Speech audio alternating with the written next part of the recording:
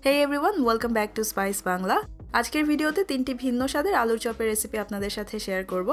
আর এদের প্রত্যেকটাই খেতে ভীষণ মজার, সেই সাথে বানানোর প্রক্রিয়াটাও তুলনামূলকভাবে অনেকটাই সহজ। আমি আশা করছি আমার আজকের রেসিপিটা আপনাদের কাছে ভালো লাগবে।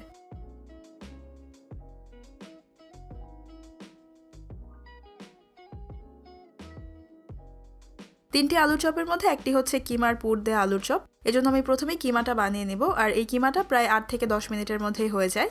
চুলায় একটা হাঁড়ি বসিয়ে এর মধ্যে আমি প্রায় 2 টেবিল চামচ তেল নিয়ে নিয়েছি, আর চুলার আঁচ মিডিয়ামে আছে।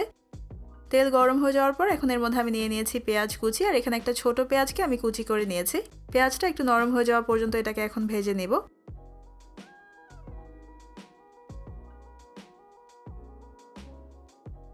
পেঁয়াজটা একটু নরম হয়ে যাওয়ার পর এখন এর মধ্যে আমি 1 চা চামচ দিয়ে দিয়েছি আদা রসুন বাটা, দুটো দিয়ে দিয়েছি কাঁচামরিচ কুচি, আর প্রায় 1 টেবিল চামচ দিয়েছি ধনে পাতা কুচি। তবে এখানে ধনে পাতার যে নিচের অংশটা আছে সেটা আমি একটু বেশি করে নিয়েছি। আদা রসুনের সাথে এটাকে ভেজে নিলে খুব সুন্দর একটা ফ্লেভার আসে। এখন এই সব কিছুকে আরও 2-1 মিনিট আমি একটু ভেজে নেব।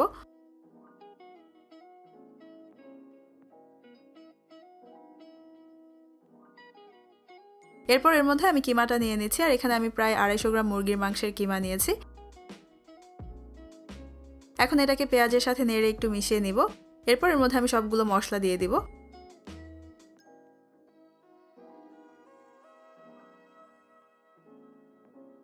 দিয়ে দিচ্ছি 1/2 চা চামচ লাল মরিচের গুঁড়া, 1/2 চা চামচ জিরার গুঁড়া, 1/2 চা চামচ ধনে গুঁড়া,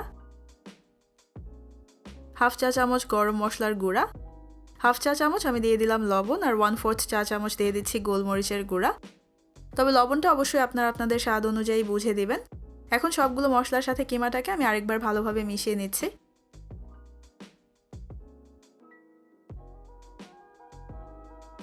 চুলার আঁচ কমিয়ে দিয়ে এখন এটাকে আমি ঢেকে দিব 5 মিনিটের জন্য, আর 5 মিনিটের মধ্যে এটা খুব ভালোভাবে হয়ে যাবে। 5 মিনিট পর ঢাকনাটা তুলে এটাকে আরও প্রায় মিনিট খানেক আমি নেড়ে নিয়েছি, আর এই কিমাটা এখন হয়ে গেছে। চুলা থেকে নামিয়ে এটাকে এখন আমি কিছুটা ঠান্ডা হতে রেখে দিব। আর এখন আমি আলু চপের জন্য আলু ভর্তাটা করে নিব। আমি এখানে মাঝারি সাইজের 5-6টা আলু সিদ্ধ করে নিয়েছি, আর আমি আজকে আলুর চপ একটু কম করেই বানিয়ে দেখাচ্ছি। তবে আপনারা যখন বানাবেন, যদি বেশি করে বানাতে চান, তখন আলু সহ আমি আলুতে যে মশলাগুলো ব্যবহার করব সব কিছুর পরিমাণ সেভাবে করে বাড়িয়ে নেবেন। আরেকটা ইম্পর্টেন্ট বিষয় আমি আমার আগের অনেকগুলো ভিডিওতেও বলেছি, আবার বলছি, আলুর চপের জন্য যখনই আপনার আলু সিদ্ধ করবেন, কখনোই আলুটাকে খুব বেশি নরম করে সিদ্ধ করবেন না। আলুটা একটু শক্ত সিদ্ধ করবেন। আর আলু সিদ্ধ হয়ে যাওয়ার পরও যদি আলুর পানি থেকে যায়, সেই পানিটা ফেলে দিয়ে আবার আলুটাকে কিছুক্ষণ চুলায় রেখে পানিটা পুরোপুরি টানিয়ে নিতে হবে। তাহলে আলুর ভর্তাটা কিছুটা আঠালো আর টাইট হবে, এবং আলুর চপ ভেজে নেওয়ার সময় খুলে যাওয়ার সম্ভাবনাটা অনেকটাই কমে যাবে।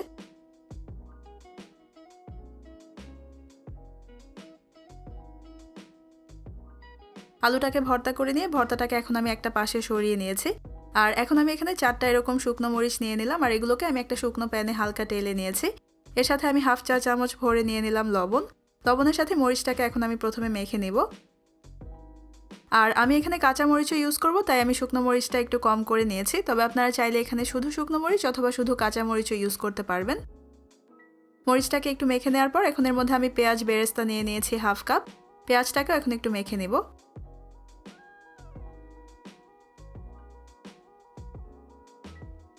এরপর এর মধ্যে আমি নিয়ে নিচ্ছি 2টো কাঁচামরিচ কুচি, 2 টেবিল চামচ ধনে পাতা কুচি, 1/2 চা চামচ আমি নিয়ে নিলাম টালা জিরার গুঁড়া, 1/2 চা চামচ গরম মশলার গুঁড়া, 1/2 চা চামচ নিয়ে নিলাম চাট মশলা, আর প্রায় 1 টেবিল চামচ নিয়ে নিলাম সরষের তেল। এখন এই সব কিছুকে হালকা হাতে আরেকবার একসাথে মেখে নিচ্ছি। আর আমি এখানে যে চাট মশলাটা ইউজ করেছি, এটার প্যাকেট বাজারে কিনতে পাওয়া যায়। এরপর আলুর সাথে এখন এই সব কিছুকে আমি একসাথে মেখে নিব।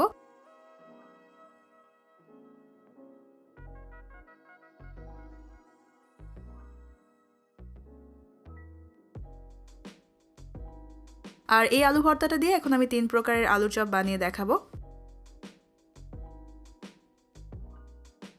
হাতটাকে আমি পরিষ্কার করে নিয়েছি, আর এখন এখান থেকে অল্প অল্প করে নিয়ে রেগুলার আলুর চপের মতো করে প্রথমে আমি কিছু আলুর চপ শেপ করে নেব।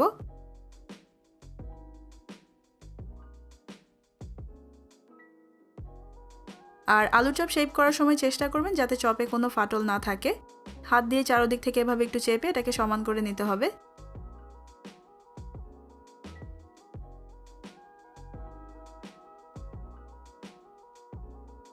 কিছু আলুর চপ এখন আমি রেগুলার শেপ করে নিয়েছি, আর এখন আমি কিমা আলুর চপটা শেপ করে নিব। এজন্য প্রথমে বেশ কিছুটা আলু হাতে নিয়ে প্রথমে আমি এটাকে একটু চেপে নিলাম।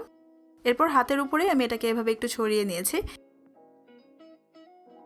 এখন কিছুটা কিমা এর মাঝখানে আমি বসিয়ে নিলাম।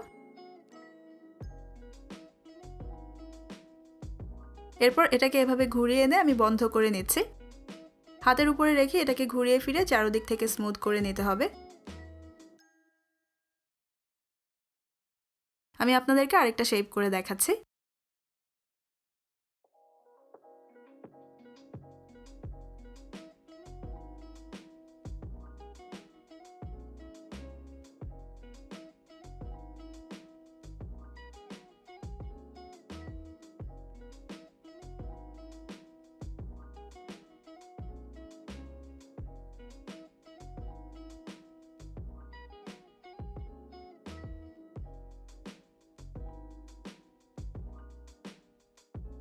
সবগুলো চপ এখন শেপ করা হয়ে গেছে, আর এখান থেকে কিছু চপ আমি বেসনের ব্যাটারে কোট করে তারপর ভেজে নিব।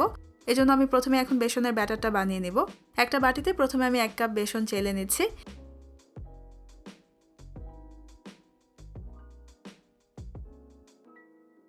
এর সাথে আমি প্রায় হাফ চা চামচ নিয়ে নিলাম লবণ, হাফ চা চামচ নিলাম লাল মরিচের গুঁড়া, হাফ চা চামচ হলুদের গুঁড়া, হাফ চা চামচ নিয়ে নিলাম বেকিং পাউডার, আর প্রায় 4 টেবিল চামচের মতো আমি নিয়ে নিয়েছি চালের গুঁড়া। এখন এই সবগুলো শুকনো উপকরণকে আমি প্রথমে একবার মিশিয়ে নিচ্ছি। আর চালের গুঁড়া বেসনের কোটিংটাকে একটু বেশি ক্রিস্পি করে, তবে আপনাদের কাছে চালের গুঁড়া না থাকলে এখানে না ইউজ করলেও চলবে। এখন এর মধ্যে আমি 1 চা চামচ দিয়ে দিয়েছি আদা রসুন বাটা। এরপর অল্প অল্প করে ঠান্ডা পানি অ্যাড করে এখন আমি বেসনের ব্যাটারটা বানিয়ে নিব।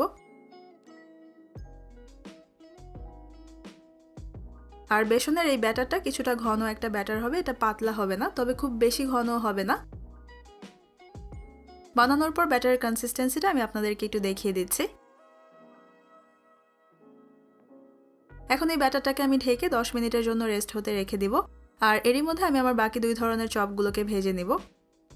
একটা বাটিতে আমি একটা ডিম ভেঙে ডিমটাকে ফেটে নিয়েছি, আর একটা বাটিতে আমি প্রায় 1 কাপের মতো ব্রেড ক্রাম্বস নিয়ে নিয়েছি।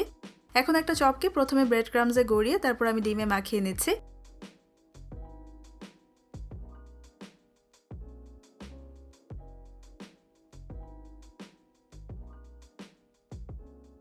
এরপর আরেকবার ব্রেড ক্রাম্বসে গড়িয়ে নিচ্ছি।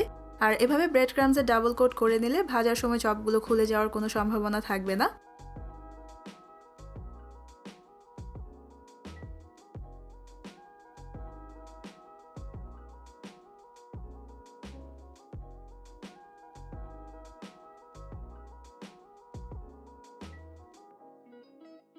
এখন এগুলো কিছু চপ আমি এভাবে কোট করে নিয়েছি। এরপর আমি আমার কিমা চপগুলোকেও একইভাবে কোট করে নিচ্ছি।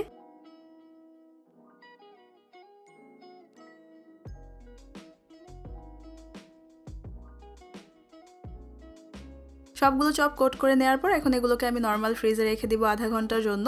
আর এরই মধ্যে বাইরের কোটিংটা খুব ভালোভাবে সেট হয়ে যাবে আর ভাজার সময় খুলে যাবে না। এখন ভাজার জন্য চুলায় পর্যাপ্ত পরিমাণে তেল বসিয়ে আমি গরম করে নিয়েছি। হাই হিটে তেলটাকে ভালোভাবে গরম করে তারপর চুলার আঁচ কমিয়ে আমি মিডিয়াম করে দিয়েছি। এখন ব্রেড ক্রাম্বসে কোট করা চপগুলোকে আমি গরম তেলে ছেড়ে দিচ্ছি, আর মিডিয়াম আঁচে রেখে এখন এগুলোকে আমি গোল্ডেন ব্রাউন করে ভেজে নেব।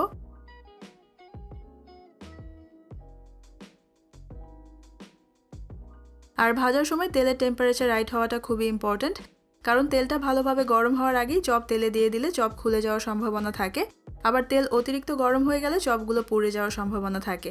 তাই তেলের টেম্পারেচার রাইট হওয়াটা খুবই ইম্পর্ট্যান্ট। তাই অবশ্যই চপগুলোকে তেলের রাইট টেম্পারেচারেই ভাজতে হবে, অর্থাৎ তেলটাকে প্রথমে হাই হিটে ভালোভাবে গরম করে নিয়ে তারপর চুলার আঁচটাকে কমিয়ে দিয়ে মাঝারি আঁচে রেখে আলু চপগুলোকে ভেজে নিতে হবে। আমার এই চপগুলো এখন ভাজা হয়ে গেছে। তেল ঝরিয়ে এগুলোকে আমি একটা কিচেন টাওয়েলের উপর তুলে নিচ্ছি।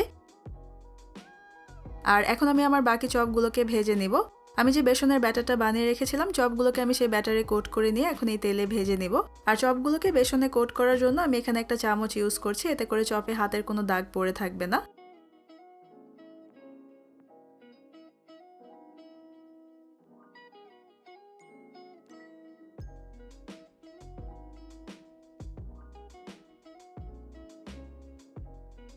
একইভাবে মিডিয়াম আঁচে রেখে এই চপগুলোকে আমি উল্টে পাল্টে গোল্ডেন ব্রাউন করে এখন ভেজে নেব।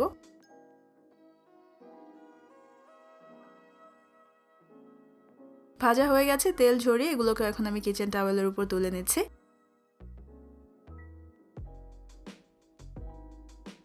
তৈরি হয়ে গেল একটি আলু ভর্তা দিয়ে তৈরি 3টি ভিন্ন স্বাদের আলুর চপ। আমি আশা করছি এই রোজায় সবগুলো রেসিপি আপনারা বাসায় ট্রাই করবেন। আর বাসায় বানালে আমাকে জানাবেন আপনাদের কাছে কেমন লেগেছে। আমার আজকের ভিডিও দেখার জন্য আপনাদের সবাইকে অনেক ধন্যবাদ। সবাই অনেক ভালো থাকবেন। আল্লাহ হাফেজ।